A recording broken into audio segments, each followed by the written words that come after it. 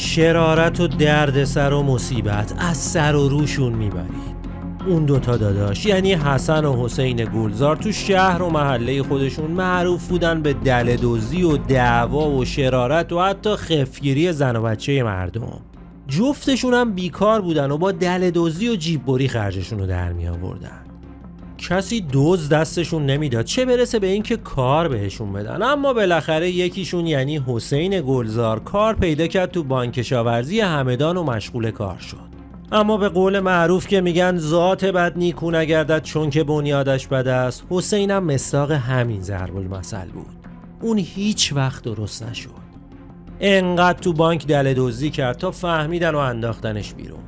اما اخراج حسین گلزار از بانک کشاورزی باعث شد اون نقشه سرقت از گاف صندوق بانکو بکشه. نقشه احمقانه‌ای که آخرش 5 تا کشته داشت و 3 تا اعدامی. اعدامی معمولی نه ها. حسین گلزار و داداشش حسن که از اوباش شناخته شده بودن رو توی یکی از میدونای اصلی همدان گردن زدن. با ما همراه باشید تا بیشتر بدونید از حسین و حسن گلزار، دو برادر اراذل و خلافکاری که دردناکترین اعدام تاریخ ایران رو تجربه کردن. زیر حکم. اگه به این سبک از موضوعات علاقمندید خوشحال میشیم کانال رو سابسکرایب کنید و زنگوله کنارش رو هم بزنید تا ویدیوهای جدید رو از دست ندید.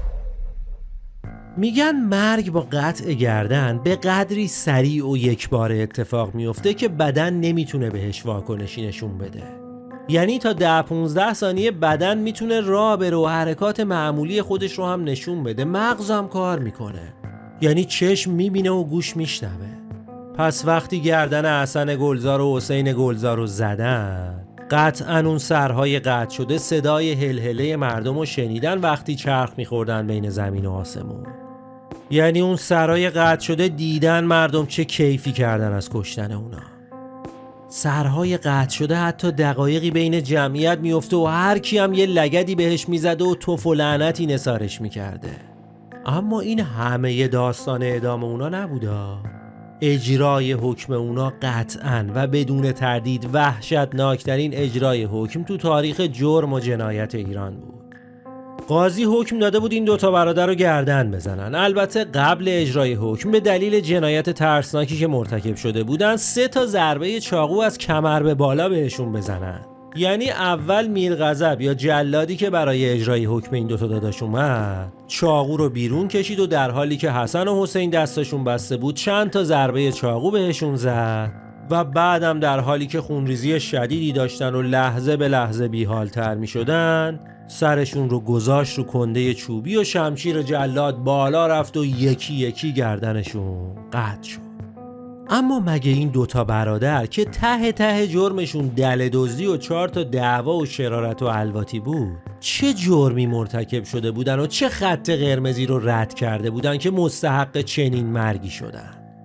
حسن گلزار و حسین گلزار تنها جنایتکاران 100 سال گذشته ایران بودن که به فجیع ترین شکل ممکن عیناً قصاص شدن و گردن زده شدن.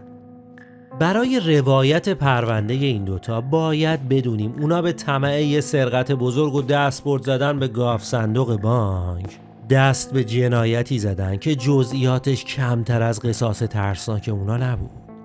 اون دوتا برای رسیدن به رمز و کلید گاف صندوق بانک رئیس بانک و زنش و 2 تا پسر بچه‌شو جلوی همدیگه سلاخی کردن. سلاخی که چی بگم، بچه ها رو سر بریده بودن. واقعا جزئیاتش باور کردنی نیست. اونا انگار بهشون جنون دست داده و از کنترل خارج شده بودن که این دریای خون رو انداختن. ماجرا رو باید از ساعت 5 صبح 22 بهمن سال 68 براتون روایت کنم. یعنی زمانی که افسر نگهبان آگاهی همدان با خونه رئیس آگاهی تماس گرفت و خبر از وقوع چند فقره قتل فجیع و هولناک داد. به علت فجیع بودن قتل‌ها شخص دادستان، رئیس آگاهی و اکثر مسئولین امنیتی تو صحنه حاضر شدند. 5 نفر مرد، زن و کودک سلاخی شده و سر بریده شده بودند. به علت عمق وحشتناک قتل‌ها و البته مصادف شدن جنایت با روز 22 بهمن حتی احتمال خرابکاری هم مطرح شد. خبر ماجرا به قدری بالا گرفت که حتی رئیس جمهور وقت که اون زمان هاشمی رفسنجانی بود با دادستان همدان تماس گرفت و دستور داد سریعاً عاملین این جنایت پیدا بشن. جنایت تو محل بانک کشاورزی همدان رخ داده بود. رحمان نفیسی رئیس بانک کشاورزی همدان به همراه خانواده‌اش طبقه بالای شعبه بانک زندگی می‌کردن. تو این فاجعه خودش و زنش و 2 بچه 5 ساله و 12 سالش به همراه نگهبان 26 ساله بانک یک جا به قتل رسیده بودند. یه مبلغی حدود 20 میلیون تومان هم از گاف صندوق بانک سرقت شده بود. یه مقدار زیادی هم اسکناس ریخته بود کف شعبه وقتی داشتن پولا رو می‌بردن. اما هیچ رد و سرنخی از قاتلین نبود. حتی پرونده تک تک مجرمای سابقه دار استان و منطقه هم بررسی شد، اما هیچی به دست نیومد. تا اینکه یه خبری به ظاهر بی ربط به اونا رسید. خبر رسید که یه شخصی به نام حسین گلزار که سابقه خوبی هم تو محل نداشته، شب گذشته چند تا گونی سنگین رو با یه دستگاه ماشین داتسون منتقل کرده به خونش. اولش موضوع خیلی بی اهمیت بود، اما با استعلام سوابق حسین مشخص شد اون کارمند بانک کشاورزی بوده و به تازگی و توسط همین رحمان نفیسی از بانک اخراج شده. حکم بازجویی از حسین صادر میشه، ولی خیلی زود مشخص میشه حسین به همراه داداشش حسن از فردای روز قتل ناپدید شدن و کسی هم نمیدونه کجا. ماجرا که به اینجا میرسه دستور قضایی برای بازداشت حسین و برادرش صادر میشه.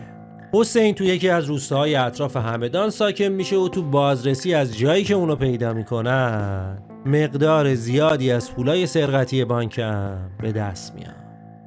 طبیعتاً دیگه راهی برای انکار نبوده و اون باید اعتراف میکرده. حسین تو همون ساعتهای اولیه دستگیری به همه چی اعتراف میکنه و داداشش و برادرزادش هم که باهاش همدست بودن و جفتشون رو لو میده.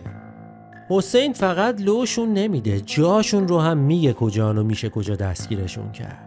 با حرفایی که حسین میزنه اول خواهرزادش رضا رو تو شهرستان بهار دستگیر میکنن.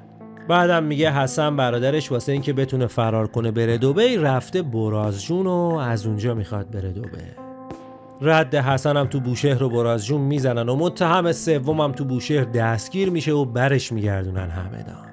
اونا تو بازجویی ها به همه چی اعتراف میکنن. اونا میگن حسین نقشه رو کشیده، اون دوتا هم باش همکاری کردن و رفتن و اون فاجعه رو رقم زدن. اون 3 نفر شب حادثه از رو دیوار وارد حیاط بانک شدن. ابتدا رفتن اتاق نگهبانی و دست و پای نگهبان رو بستن. بعدم رفتن طبقه بالا، لولاهای در رو در آوردن و با صورت پوشیده و نقاب رفتن تو خونه رحمان نفیسی، یعنی رئیس بانک کشاورزی همدان. اونا میرن رو سرش و ازش میخوان کلیدای گاف صندوق بانکو بهشون بده. رئیس بانک مقاومت میکنه و حسین اولین ضربه چاقو رو فرو میکنه تو پهلوش، یعنی یه جوری محکم زده که خون پاشیده به دیوار. بعد از اینکه اونو با چاقو میزنن خودش و زن و بچه‌شو کشون میبرن زیر زمین، یعنی همون جایی که گاف صندوق بانک بوده. اونا رحمان نفیسی رو میخوان مجبور کنن گاف صندوق رو باز کنه و وقتی مقاومت میکنه دست و پای همه رو میبندن و جلوی چشم رحمان زن و بچه‌شو با چاقو میزنن. اینجاست که دیگه کم میاره و رمز گاف صندوق رو میده و کلیدا رو میده و در گاف صندوق رو باز میکنه. اما وقتی به همراه پولا میخوان از خونه برن بیرون، نقاب حسین گلزار میفته و زن نفیسی اونو میشناسه. اصل داستان از اینجا به بعده. اونا دیگه فهمیدن شناسایی شدن و باید یه کاری میکردن که ردی ازشون نمونه. واسه همینو برای اینکه گیر نیفتن اول ایمان و پیمان 2 پسر 5 ساله و 12 ساله رو جلوی چشم مادرشون سر میبرن و آخر سرم مادر و بعدم نگهبان بانک و بعدم خود نفیسی. اون 3 جنایتکار با حمل گونیای پول اون حموم خونی که درست کرده بودن رو ترک میکنن. اون 3 جنایتکار پولا رو بر میدارن و اونجا رو ترک میکنن، اما خیلی زود گیر میافتن و دقیقاً 4 روز بعد از جنایت تو جلسه دادگاه نشسته بودن. روزی که جلسه دادگاه این 3 برگزار شد، جنازه ها هنوز تو سردخونه بود. هر 3 متهم ریز بریز صحبتاشون تو بازجویی ها رو تو دادگاه هم تکرار کردن و بدون فوت وقت دادگاه حکم هر 3 نفر رو به شرح زیر صادر کرد.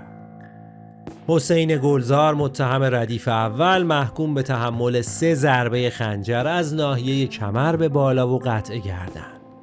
حسن گلزار محکوم به تحمل 3 ضربه خنجر از ناحیه کمر به بالا و قطع گردن.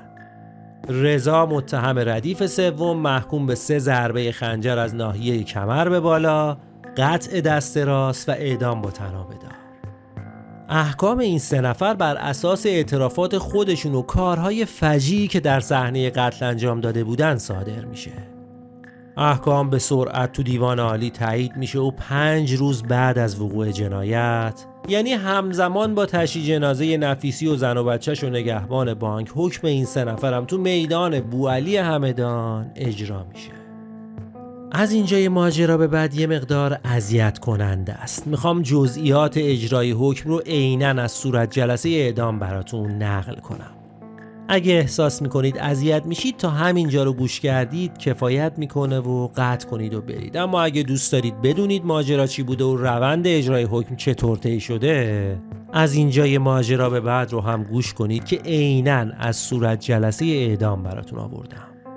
بعد از اجرای ضربات شلاق در حالی که متهم‌ها به تیرهای چوبی بسته شده بودند، 2 نفر از مأموران اجرای حکم با سر و صورت پوشیده ابتدا 3 ضربه خنجر رو به قسمت راست سینه حسین وارد کردند و سپس همین حکم در مورد حسن و رضا هم اجرا شد. ضربات عمدن به قسمت راست سینه وارد شد تا محکومین در زمان اجرای حکم قطع گردن با شمشیر و اعدام با طنابه دار زنده باشند.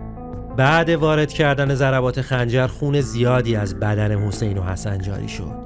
ابتدا حسین از تیرک چوبی باز شد و به وسیله مأمور اجرای حکم به محل قطع گردن که جایگاهی بالاتر از سطح زمین بود رفت. سر حسین با 1 ضربه شمشیر مأمور اعدام از تنش جدا شد و به پایین جایگاه سقوط کرد. محکوم بعدی حسن بود که به علت عدم مهارت مأمور اجرای حکم گردنش با 3 ضربه شمشیر قطع شد. محکوم سوم هم یعنی رضا در حالی که ضربه های خنجر جونش رو کامل نگرفته بود به دار کشیده شد. اون بالای دار دست و پای زیادی نزد و کمتر از 1 دقیقه جون داد. ممنونم از اینکه تا این لحظه همراه ما بودید. لطفاً نظراتتون رو پایین همین صفحه با ما به اشتراک بذارید و اگه هنوز عضو کانالمون نشدید با عضویتتون از ما و فعالیت هامون حمایت کنید.